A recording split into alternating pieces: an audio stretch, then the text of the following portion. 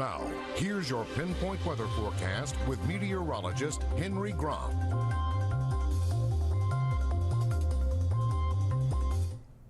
Well, we had all the sunshine yesterday, which was great to view the solar eclipse, but now the gloomy weather is back, and we're going to be keeping an eye on that chance of rain throughout the rest of the week. But we got to see at least some cool looking fog this morning. Time lapse showing that fog disappearing along the Ohio River in between Parkersburg and Marietta. And now, as we can see, up above, that cloud cover still sticking around as we get into our afternoon. But roads drying out, so if you're able to get outside, try to take advantage of it if you can, since later on today, tomorrow, Thursday, Friday, all have rain in the forecast. And temperatures right now, not too bad on the Jandil Skycam, 67 degrees. So yeah, radar overall quiet in terms of the rain, but I see all of this cloud cover. We don't want that. We want that sunshine we had yesterday. It's just unfortunately not going to be the case with an active weather pattern that is going to be setting up across the country.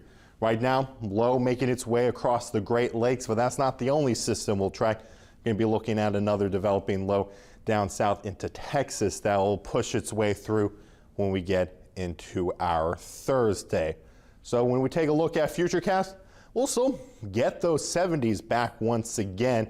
It's just going to be shrouded with that cloud cover, and around 3 o'clock we start to see a few isolated showers making their way through and becoming a bit more scattered by around that evening commute time frame. So hopefully you have that rain jacket or umbrella with you, since we're going to need it, and probably a good idea just to keep it in the car as we get through the rest of our week.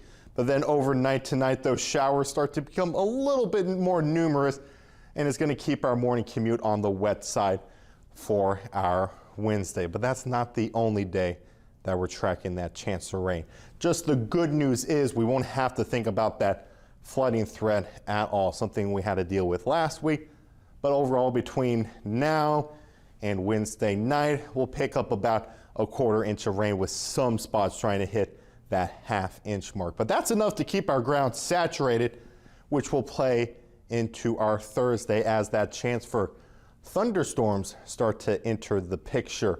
So far, Thursday morning, we see some showers pushing through, but then with clearing skies and that warm air coming in, then our thunderstorm activity starts to really pop off going into the afternoon and for that evening, with a line of storms potentially pushing through around 6 and 7 o'clock. So we're going to be keeping an eye on that, since the Storm Prediction Center already has that slight risk for severe weather outline across the Mid-Ohio Valley. And then the Weather Prediction Center marginal threat for flash flooding. So we're going to make Thursday a yellow alert day because of that potential really for severe thunderstorms and localized flooding.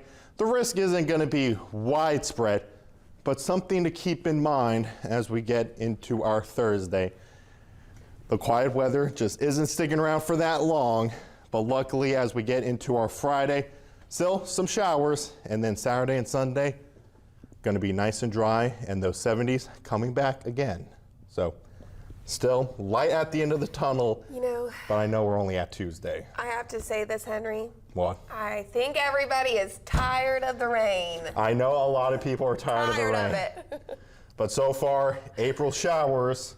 Hopefully we'll get tons of beautiful Mayflowers. Yes. And I will say we do have a light at the end of the tunnel. We do have Saturday and Sunday, Yeah. which should be really great, and we love a great weekend to be able to get out and actually enjoy it. But still, Yeah. I'd be happy with 1 or 2 less of those rain days. Me too. Well, thank you, Henry. When we